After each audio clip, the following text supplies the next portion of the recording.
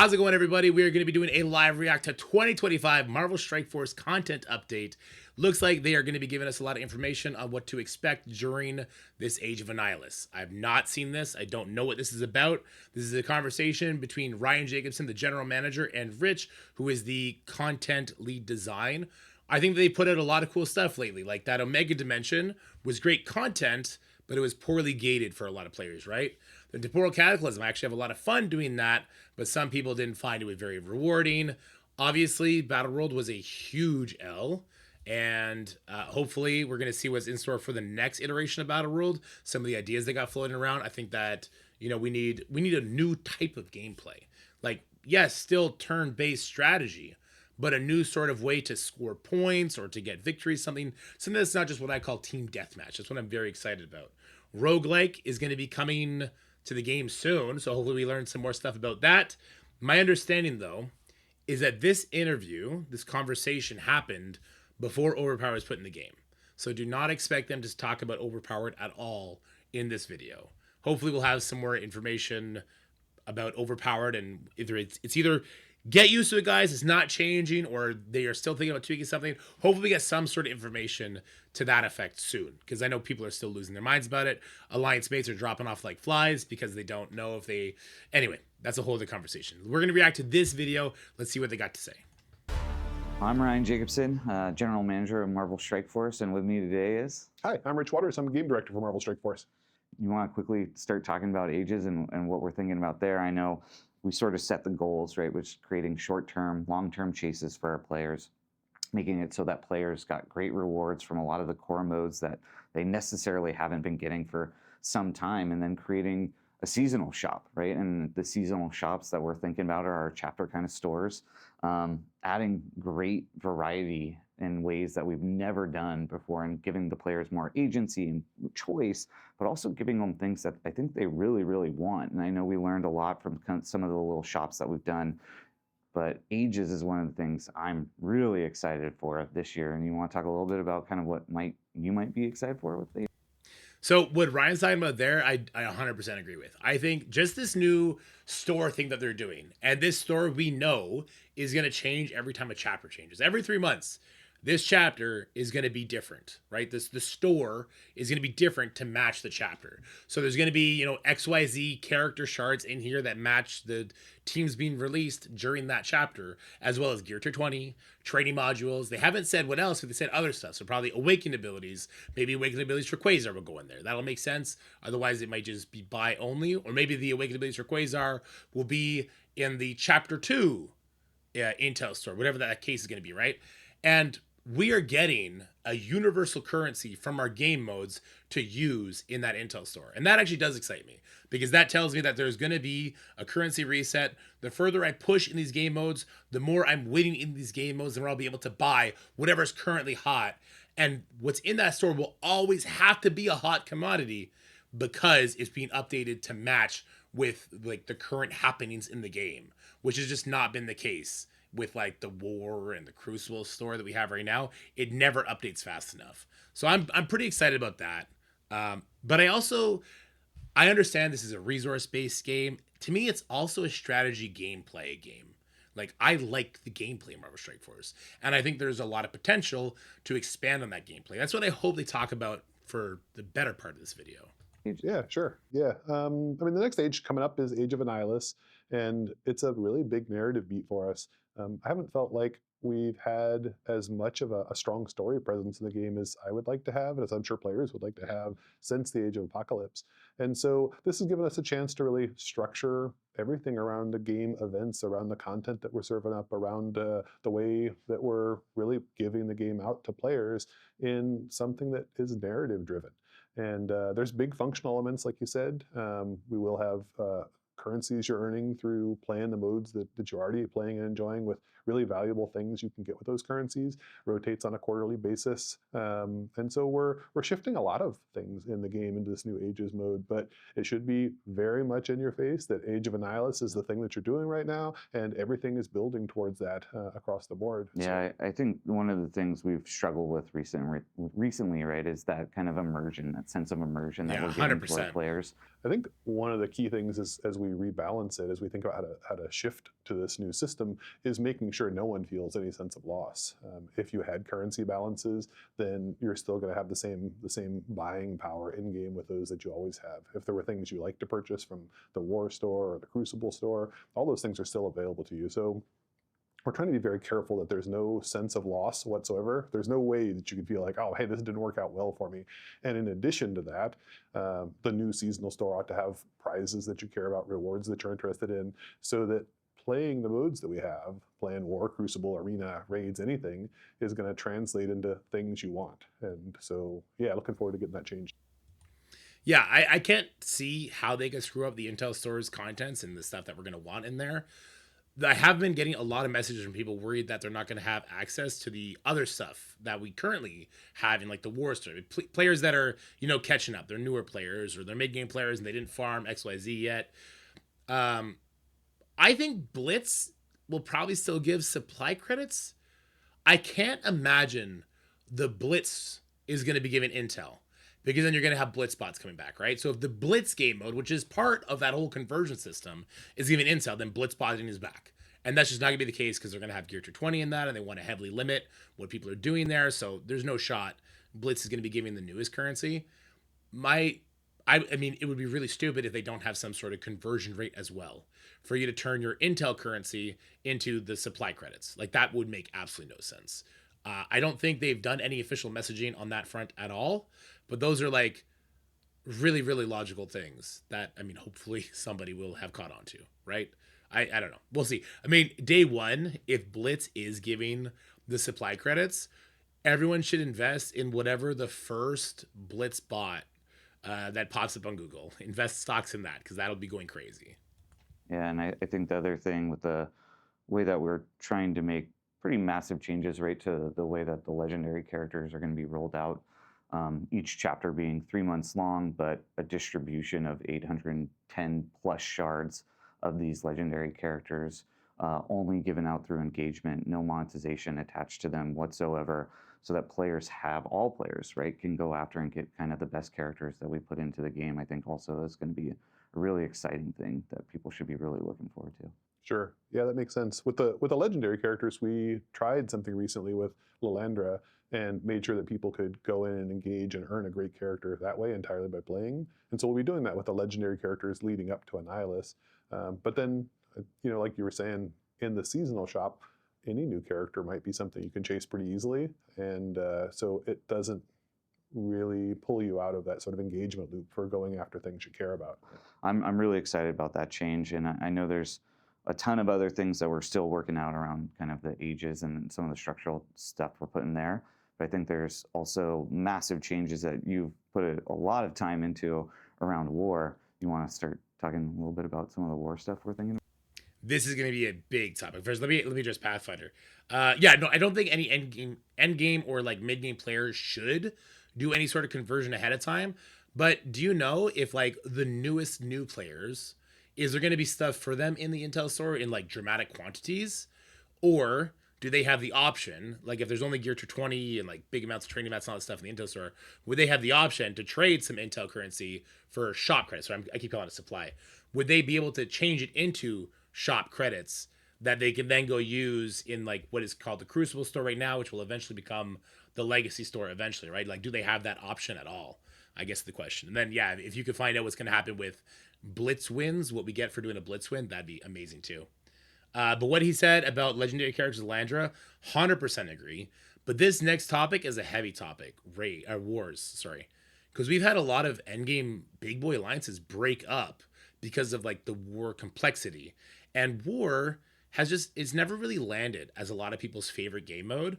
And in this game, which is very much a killed alliance based game, you shouldn't expect that to be the case. Like, I would expect people to really, really love War. And I know a lot of people do, but they need to get more people to find the fun in War. And there's definitely is fun to be had there. So let's see what they land on. No? Yeah, sure. We can move on to War. War is something that we've had a chance to talk to players, get a lot of feedback, look at the data that we have, and we've seen that over time, the commitment it takes to play war, how many hours a day that you need to get into it, if you're in a serious competitive alliance, has just really shot through the roof. Yeah, yeah. And as we thought about that, that's not the experience we want people to have. We want it to feel like you're collaborating with your alliance, you're playing together, you're making interesting decisions at a high level, but then everyone's going out and sort of doing what they need to do individually.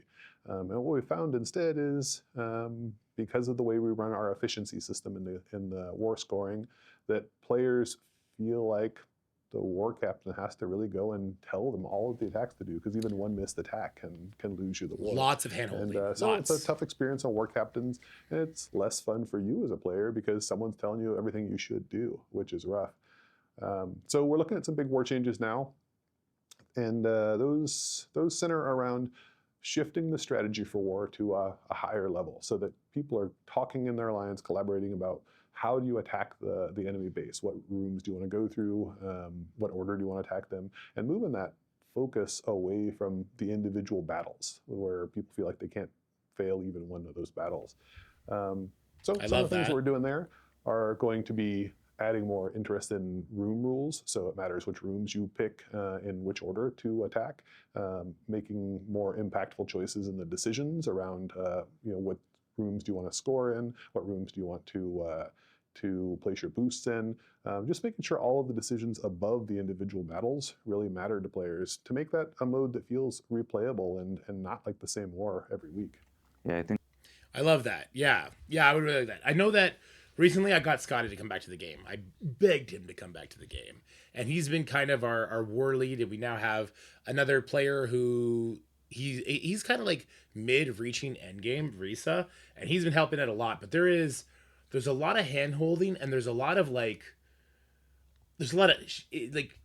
moments when a fight is lost, or when it's like the cleanup situation is so rough that we know we have to use another team, because then that would stop us from full clearing in a logical way. Like, we'll have to do a bunch of losses, so it makes those fights feel a lot worse.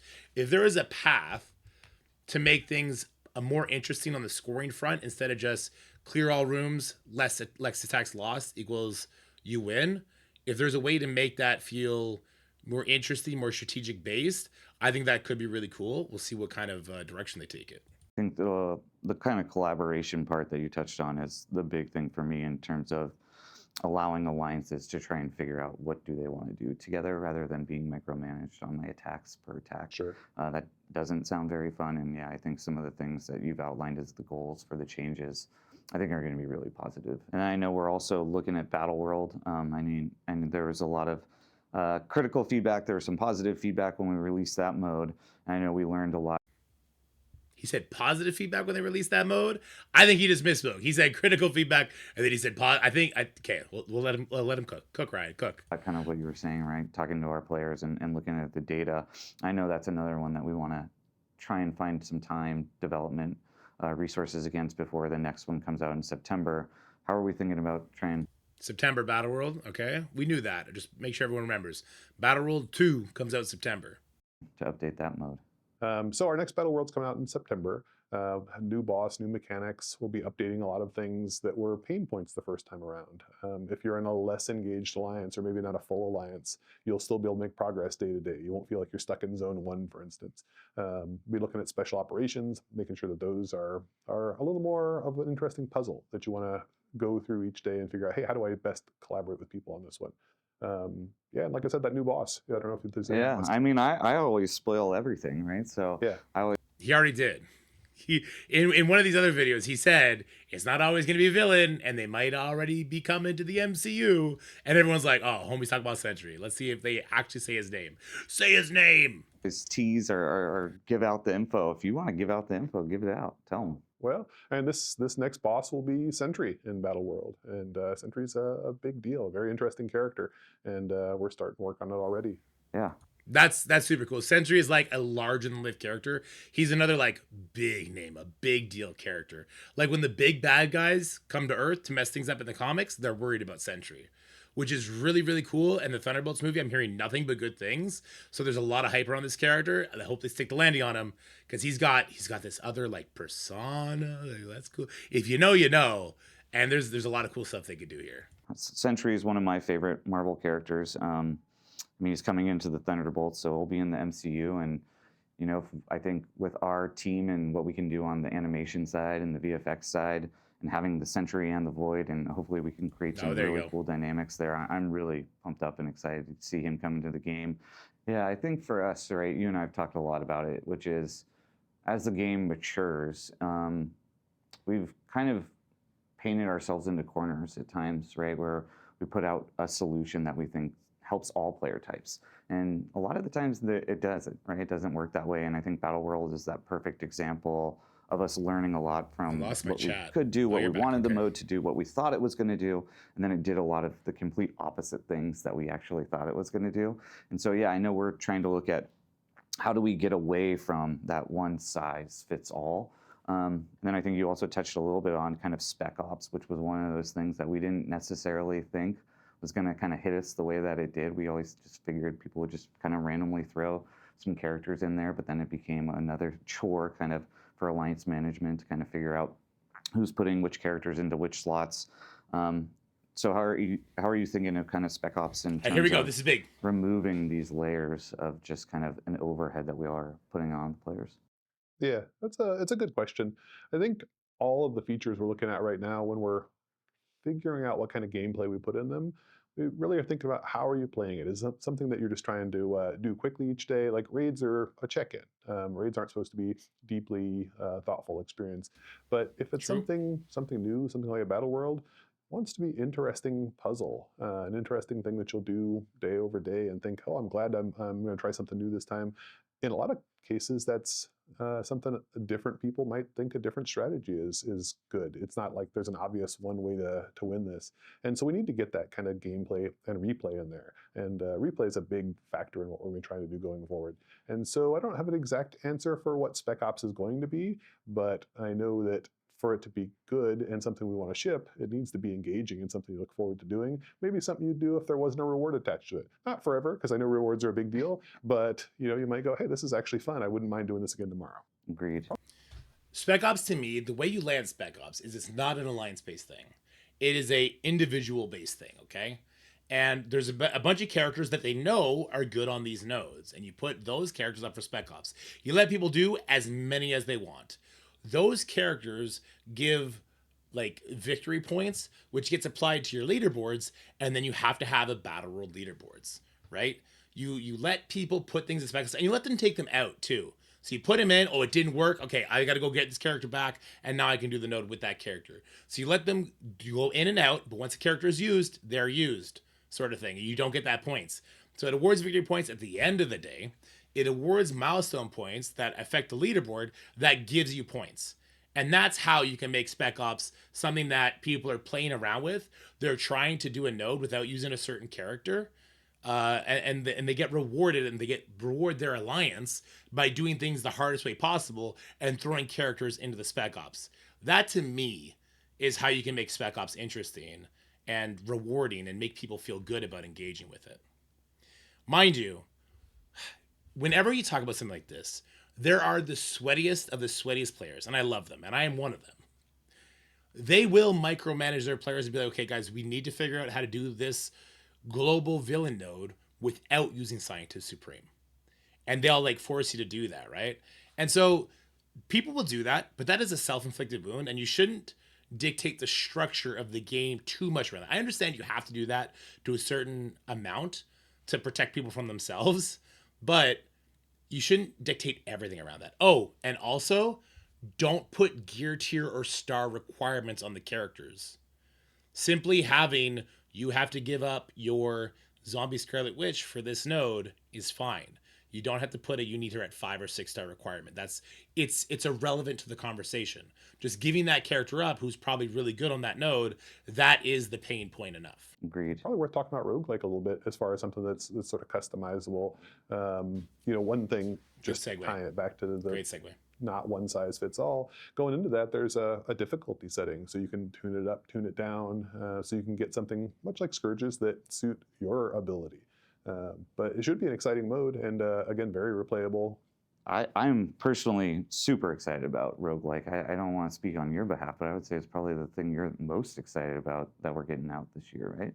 Yeah, definitely. Yeah, I think it represents a real difference in how we develop. Battle World was something we worked on for 2 years, and we put it out there and said, "Hey, I hope this works." And it had its pros and cons, but it didn't really work as well as a development method as we'd like. So with roguelike mode, we're doing a rapid prototype in-house. We're getting lots of player feedback along the way. We're expecting to put that out in the world for people to play with in a way that we can easily expand, tune, tweak going forward. And that's more of the mode we When? want to be in. When? That's the excitement of a live game, right? You can connect with the community, you can put something out in front of them, you can hear what they think, and You make can it tweak better. Yeah, I mean, there's probably a lot of players out there still that I don't know if they necessarily know what roguelike or roguelite modes are. Do you want to kind of just quickly touch on what these game modes are? Yeah. In Marvel Strike Force, it'll let you use the squads and characters you already love in a core combat experience, but working your way through a map, like a raid map, like a tower map would be, you're working your way from node to node, and you're getting some different choices along the way. Each time you go through that map, it'll be a little bit different. The enemies you're going to fight are going to be different with each battle. We're using procedural enemy generation for the first time. So you're not seeing the same waves over and over again. But along the way, there's also combat mods and other things that you'll get. And so each run, you have a little bit different character roster to play with. You have a little bit different enemy challenges to play with. You have a different set of maps and things to do along the way. We're trying to get that to be quick battles, one wave of enemies each. You should be able to do a whole playthrough of this run in 30 minutes, and it's built to be replayable and fun again. So that's why I'm excited about it. I'm excited about the procedurally generated kind of combat as well, right? Where we're going to be looking at a lot of the data in War, Cosmic Crucible, understanding what teams people are using and some of those combinations. And then we're going to start to throw those out there into roguelike. And so it's going to give you, to your point, right, some really choices that you're going to have to make around kind of, do I want to level up my characters and the teams that I'm coming in with, or which buffs do I get? What there's just a lot of randomness, I guess, right? Which All right, Path. I'm super looking forward to that. I really hope you're going to be doing a display of it, because even just listening to him, because I've tested it, right? So I'll give you my thoughts on what it's like, in my opinion, what I would most resemble it to. It's hard to wrap your head around it. So how I would describe what roguelike was when I tested it, it was like, think of like a dark dimension map where there's not one path. You can go different ways. And every time you beat a match, you can either get some sort of like scourge. They could add some sort of scourge to it that's all randomly generated, how it pops up, when it pops up, what order it pops up, at what stage you're in.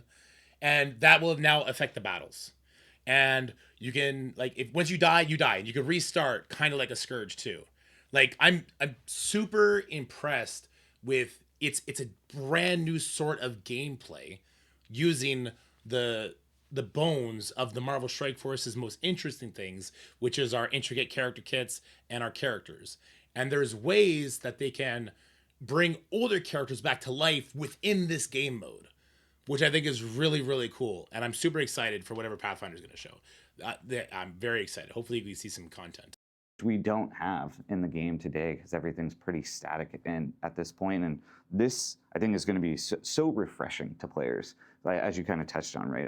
A new way to play with all these characters that you love in ways that you've never been able to before. And so, yeah, it's one of those things that I definitely I'm really looking forward to it getting out. And as you kind of touched on, I think Battle World, again, we learned so many lessons, 2 years of development, threw it out there, and then it didn't do what we actually thought it would do and what we wanted it to do. And so, yeah, I think that kind of rapid development that we're trying to do now and get things into players' hands, try and get a lot more feedback through play tests with the player council, a lot of our content creators and just players in general also is going to be beneficial to us. And so, yeah, I'm really, really excited for this. And then I know this is kind of what we're calling, the MVP of it. Once it's in the player's hands, then we're going to really see what other development we want to put against it. Yeah, there's a lot to continue growing there. I think that's a good way for us to develop in the future, is putting something out there that we've built to be extensible, that we go, hey, this is the part players are liking about it, let's do some more of that. Touching again on the procedural combats, that ought to be something we can really roll out into other modes of the game also, because right now we've got a really capable creative team of missions designers, but it takes a while to make content. And most days we talk about we could use 5 times as much content if we could get it. So we're using PvP defense teams as the basis for the roguelike, but we also expect we can expand this into just all sorts of interesting team combinations. So basically, he said like to make the defense interesting, we're seeing like heavy teams that are used on PvP defense. So that could be like Annihilators. Here's for Hire in War. God, there's so many you could think of. Like they could probably do Starjammers on defense and Crucible because they're not bad. So like any sort of team that you see often in defense in PvP settings, that'll be the basis for teams in roguelike. I think that's a really really good idea because that'll make the matchups tough. Combinations. We've got the missions designers making interesting pairings. These characters go well together. These characters make an interesting puzzle for play. And then how do we use procedure to make those into just more content for people to play? So this won't replace the high-end content, the very puzzly content, things like Dark Dimensions or Scourges, but for a lot of things like showcases, we can just put out great content more quickly for people. And I think that'll help us in a lot of ways. I agree. I Good. mean, I like that. I think you touched a little bit on it, is what we learned from the Age of Apocalypse. There were so many positive things and kind of the way that we had set up that arc. But then there was also some things that we learned that probably weren't great on the player side, right? In terms of, I must build this team to unlock this legendary that maybe I didn't necessarily want to build up. Yeah. And I think those are some of the positive things that this one is actually trying to avoid it very intentionally. Yeah. Yeah, moving into Age of Annihilus, you mentioned earlier that there will be a number of legendaries that lead up to Annihilus himself, and that you'll get those through engagement. So maybe a question that people might have is, what does that mean for Scourges? You used to get your legendary through Scourges.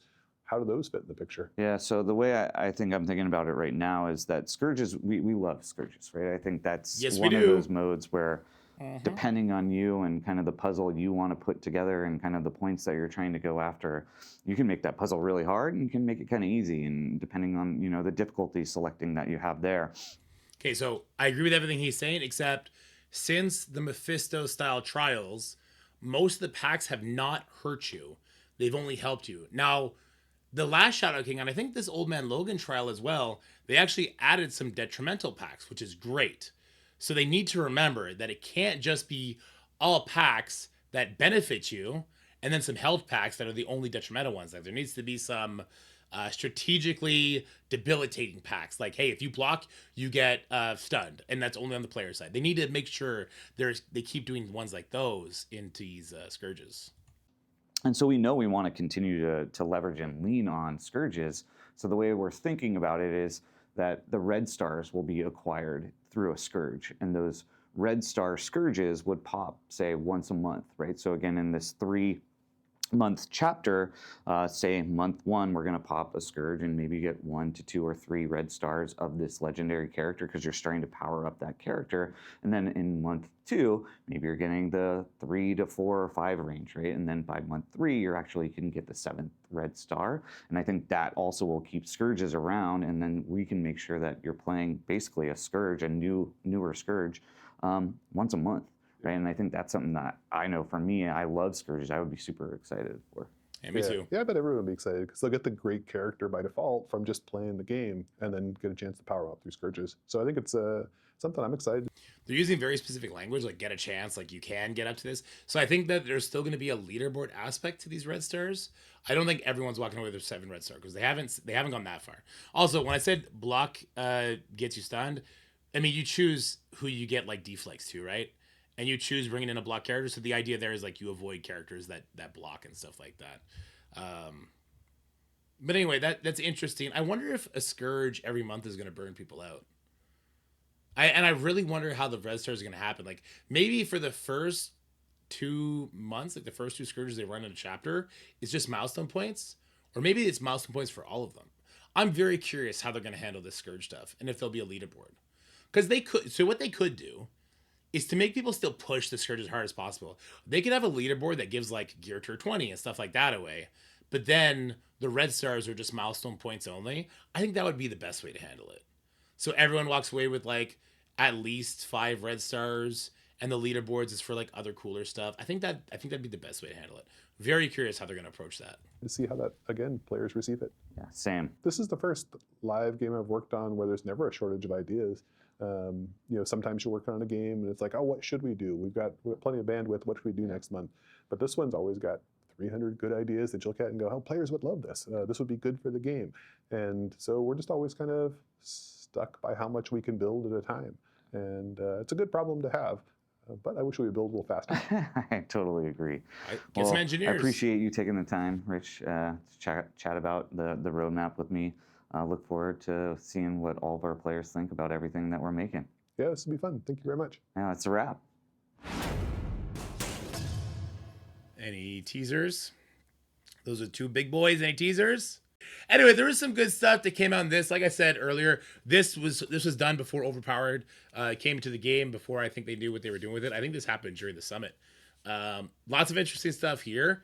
Pathfinder, buddy, we got to see that roguelike. That is kind of the biggest thing I think people are interested in. And then after that, we want to know what the Scourges are going to be like. This is a cool video. The only thing I wish is that they could show some gameplay, so like impose some gameplay over top of them so we can see what they're doing. Like show us some concept art for Sentry. Like if it's coming out in September, we should see the concept art for him by now. Like show us some stuff like that. Anyway, I think that would have been really, really cool. I'm going to run right away, so let me read off stream. But for you guys watching on YouTube, hope you liked this video. If you did, make sure you leave a like, share with friends, subscribe to the channel. Make sure you go to Reddit, to the official Discord, even in my comment section, they read that, and let them know what you think about the conversation that happened in this video. I think it was a good convo. For now, though, stay happy, stay healthy, have fun. Have yourselves a wonderful day. Talk to you guys later. Bye. That's it for the video, guys. I hope you enjoyed it. If you did, make sure you like, share, and subscribe. Stay happy, healthy, have fun, and I'll see you in the next one.